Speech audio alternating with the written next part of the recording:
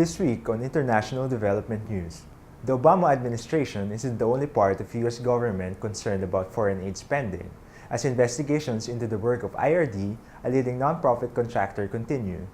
A U.S. senator announced the creation of 3 subcommittees that will keep a closer eye on the financial and operational activities of development projects overseas, one of which will focus on U.S. aid and the Department of State.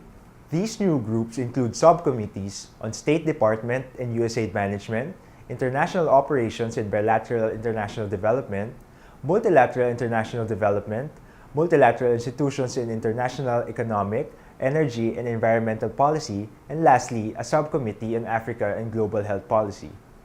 An Australasian aid conference will also be held in Canberra, Australia on February 12.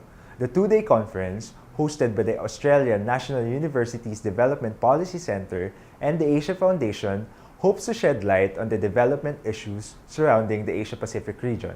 Some of the key topics that is expected to generate buzz in the conference include the creation of China's Asian Infrastructure Investment Bank and how it will affect the development landscape of the region. Another buzz topic expected to be discussed in the conference include Australia's aid future, which has been under intense scrutiny the past years with cuts happening from left to right, with a total cut amounting to around 11 billion Australian dollars so far. India and China's development policy as key emerging donors in the Asia-Pacific region is also expected to be discussed in the conference.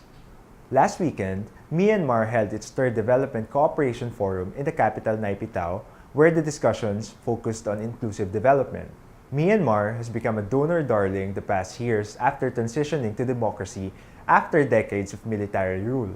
While progress has been made, government officials and other development stakeholders agree that the Southeast Asian nation still has a long way to go.